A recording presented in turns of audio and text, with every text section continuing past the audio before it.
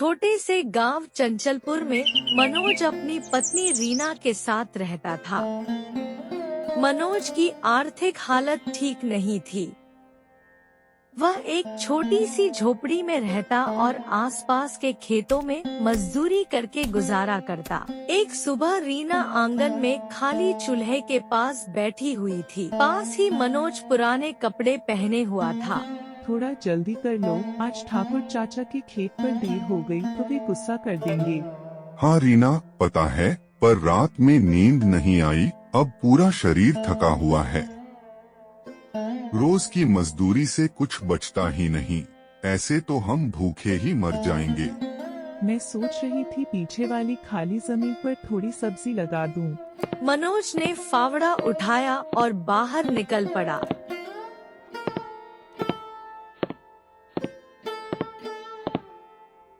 दिन भर खेत में काम के बाद ठाकुर चाचा आए। थोड़ा और तेजी से काम करो, दोपहर तक पट्टी पूरी होनी चाहिए। ठीक है चाचा, पूरी कोशिश कर रहा हूँ, बस थकान लग रही है। चाचा ने टालमटोल कर कहा। काम पूरा करना, फिर कुछ दे दूंगा। मनोज ने राहत की एक झलक देखी, थोड़ी सी राहत। चाचा ने गेहूं दे दिया। शाम को घर लौटकर रीना मुस्कुराई।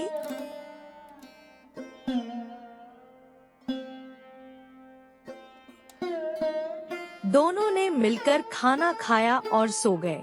अगले दिन मनोज काम ढूंढने गांव में निकल पड़ा। पहले वह चाय की दुकान पर गया।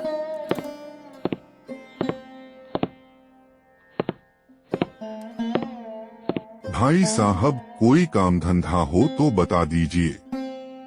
अभी तो अपने लड़के ही संभाल रहे हैं, तुम्हारे लिए कुछ नहीं है। मनोज निराश होकर आगे बढ़ा। कुछ देर बाद वह खेत के मालिकों से भी मिला, पर किसी ने साफ कहा, अभी तो बुवाई का समय नहीं है, बाद में देखेंगे। थकाहारा मनोज आखिर में सरपंच विनायक के पास पहुंचा।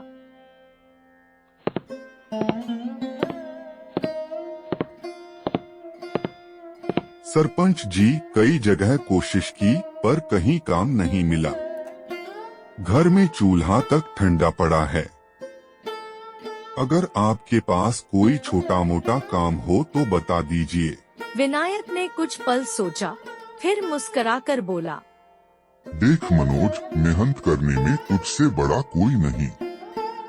मेरी चक्की पर रोज अनाज पिसने का काम रहता है। बोरे उठाने पड़ेंगे, मशीन चलानी होगी। मजदूरी ज्यादा नहीं, पर रोज का काम रहेगा, कल सुबह आ जाना।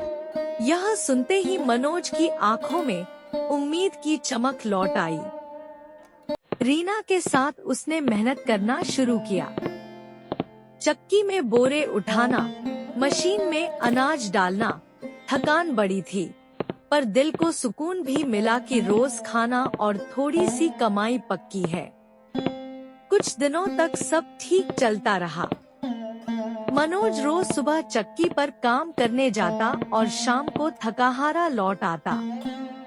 एक दिन हट में उसने सोचा कि क्यों न ढाबे पर खाना खाया जाए। ढाबे पर जाते ही मोहन, जो वहाँ नौकर था, ने बड़े ठाट से स्वागत किया।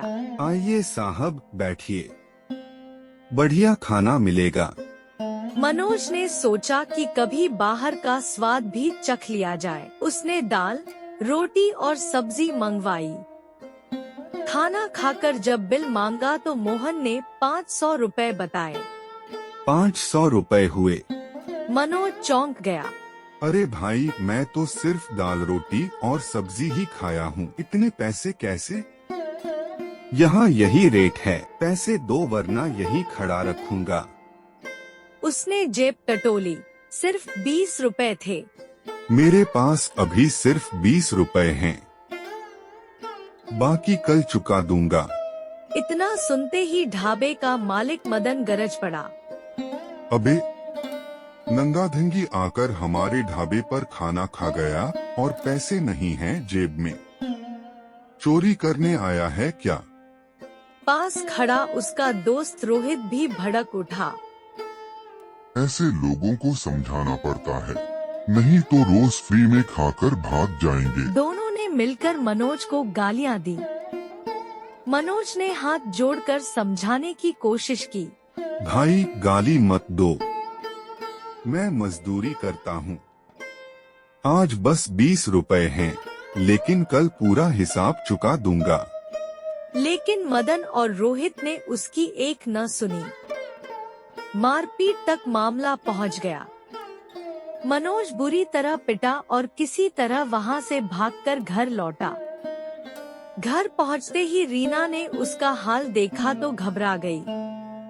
उसके कपड़े फटे थे, बदन पर चोट के निशान थे। हे भगवान, ये क्या हाल बना दिया तुम्हारा? मनोज ने भारी आवाज में सारी बात बताई। रीना का दिल दुख और गुस्से से भर गया। किसने किया ये सब? तो ये न्याय है? अपराध करने वाले खुले घूमते हैं और गरीब को पीटते हैं। क्या हमें कभी इंसाफ नहीं मिलेगा?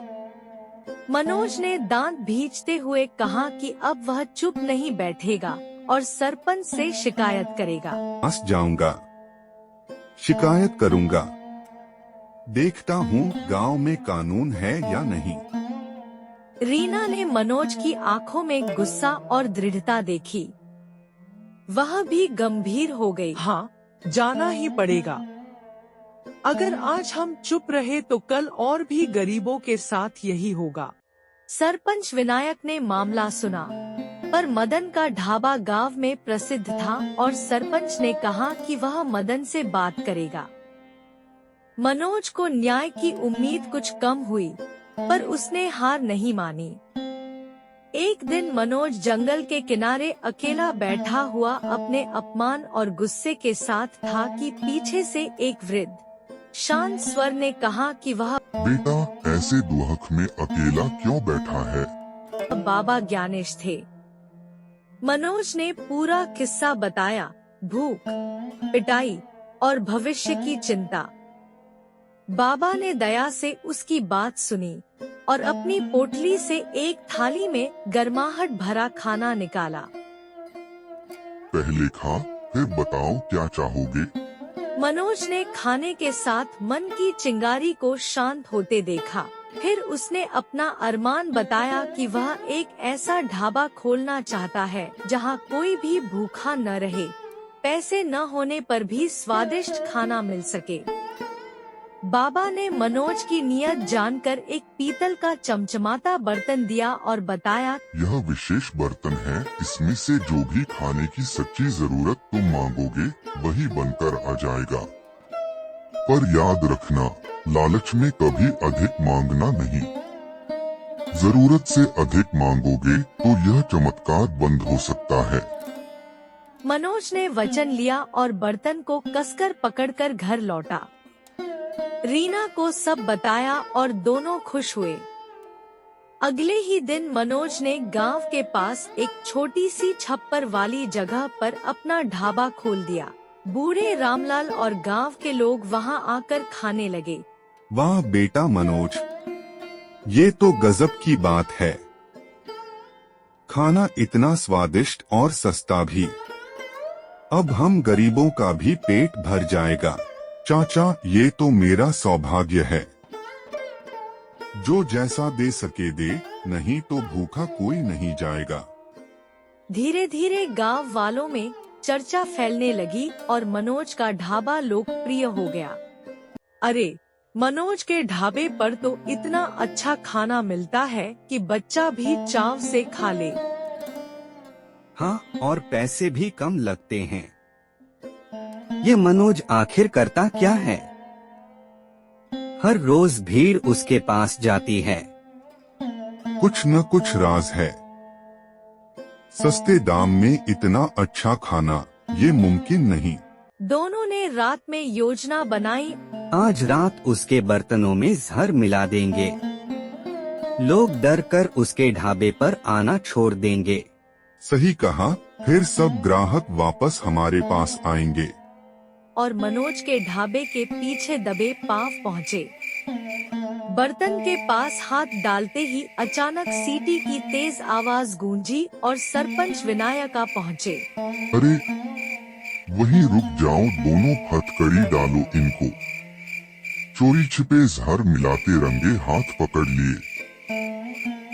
गांव वाले भी जमा हो गए और मदन रोहित रंगे हाथ पकड़े गए। इन्होंने ही कुछ दिन पहले मनोज को मारा था।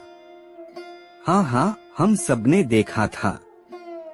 मनोज घबराया हुआ खड़ा था और सरपंच ने स्थिति संभाली। अंत में उन दोनों को हिरासत में लिया गया और गांव वालों के बीच सत्य और मेहनत की बात बनी।